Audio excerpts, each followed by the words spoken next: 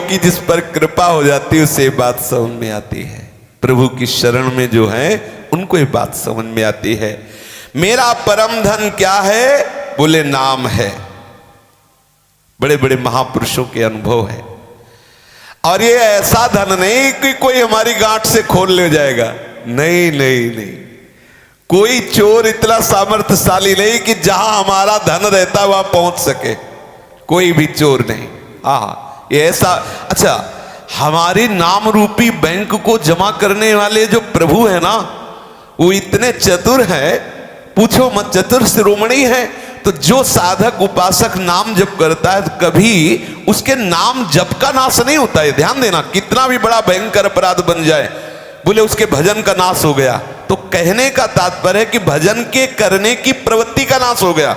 अपराध होने के कारण वो मार्ग रुक गया, भजन उससे नहीं हो पा रहा। लेकिन जो भजन हुआ वो सुरक्षित बैंक में जमा हुआ है, मैं ब्याज से ही तुम्हें मिलेगा। ये अपराध नष्ट होने पर वहीं से भजन प्रारंभ होगा। भजन कभी नष्ट नहीं होता है, ध्यान रख। एक बार कृष्ण कहा है तो वो नाम कभी नष्ट होने वाला नहीं, क्योंकि अविनाशी का चिदानंदमय नाम। लेकिन नाम जपने की प्रवृत्ति का नाश हो सकता है अपराध करने से।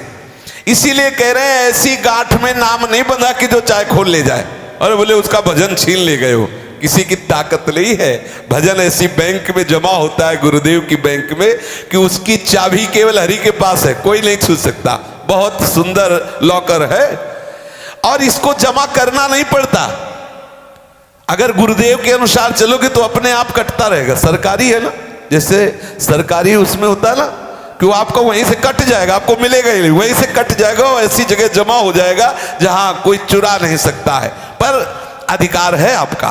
क्या अधिकार है? यदि आप इसे बेचना चाहें तो बेच सकते हैं। क्या बेच सकते हैं? मान लो आप कि मैं नाम जपता हूं, मैं इसके बदले में ये मिल जाए, या ऐसा हो जाए, ऐसा हो जाए, तो फिर वो आपने जपा है इसलिए वो प्रभाव वहां जाएगा और आपको वस्तु प्रदान करेगा। इसीलिए यहां कह रहे हैं कि नाम को मैंने कभी बेचा भी नहीं। यही धन मेरे हरि को नाव, गांठ न बांधो बेच न खाओ। जैसे होता है नहीं कि 2 घंटे हम कीर्तन करेंगे, 5,000 रुपए लेंगे, आपने बेच दिया। बहुत सस्ता, कितना सस्ता पूछो मत, वाणी से बोल नहीं सकते। बहुत बड़ी हानि कर ली।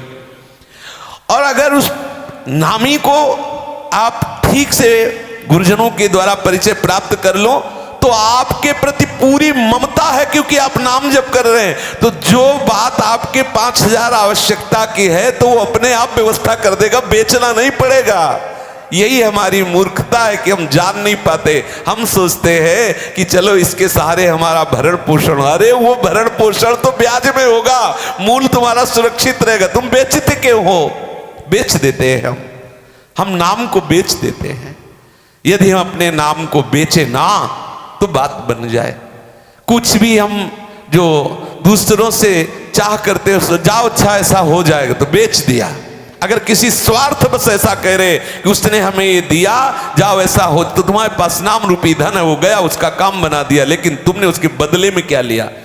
यदि निष्काम भाव से है तो सब में भगवान है, फिर सबका मंगल होता है और मूल का नाश नहीं होता। लेकिन सकाम भाव होने से फिर वो बेचना माना जाता है। बोले बहुत ये माया का प्रभाव इसके ऊपर है क्या? ये मेरा, ये तेरा, ये वस्तु नाना प्रकार की। बोले मेरे वस्तु भी नाम है, मेरे संबंधी भी नाम है, मेरा मैं मोर तोर तय सब नाम है। नाम मेरी माया, नाम मेरी पूंजी, और हे नाम भगवान तुम्हें छाड़ जानो नहीं दूजी। दूसरा हमारा कोई परिचय नहीं, ही मेरा भाई है। कबीरदास जी कहते सावधान, अंत में तुम्हारा साथी अर्थात तुम्हारे साथ जाने वाला ये नाम ही है। जब तक आपके हृदय में और किसी से अपनापन रहेगा तब तक ऐसा नाम से प्रेम नहीं होगा। मुझे निर्धन का धन ये नाम है, निधि है नाम।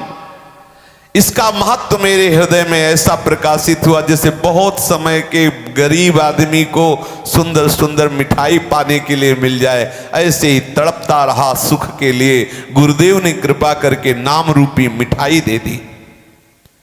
हमारी नाम स्मरण की वृत्ति बढ़नी चाहिए। जब हमारे हृदय में नाम स्मरण बढ़ने लगता है तो उसका प्रभाव ये होता है कि सर्वत्र अपने इष्ट का दर्शन होने लगता है। तभी समझना चाहिए कि अब नाम का रंग बहुत जोर का चढ़ रहा है। करे मेरा मन सुमिरन करते करते राम में बिंध गया, राम मन हो गए, मन राम हो गया। अब प्रणाम करने वाला बचा ही नहीं तो किसको प्रणाम करूं। यहां एक एक सेकंड के लिए वो पूरी चित्त वृत्ति प्रभु के नाम में समाई, तो अब समय ही नहीं है तो कैसे? जब बाहर हो तब तो कोई दूसरा दिखाई दे कि इसे प्रणाम करना है। ऐसा होता है जिनका प्रतिपल अंतर वृत्ति से जुड़ाव अपने आराध्य देव में होता है, तो एक एक वृत्ति भगवदाकार हो जाती है। अब कौन किसको प्रणाम? निकुंज में कहीं सखियां प्रणाम थोड़ी करती साष्टांग दंडवत की, ऐसा नहीं है, फुर्सत ही नहीं है। यहां एक पल के लिए फुर्सत नहीं प्रणाम करने के लिए। ना विनय है, न भ्रम है, न संभ्रम है, न संशय है, न प्रणाम है, न नमस्कार है, न आदर है, न अपमान है, न मान है। बड़ी विचित्र स्थिति है। श्री बिहारिन देव जी ने सुंदर पद में एक वर्णन किया है। अब मैं कैसे प्रणाम करूं? क्योंकि नाम स्मरण से जो प्रभु है नामी वो मन में समा गए, मन प्रभु हो गया।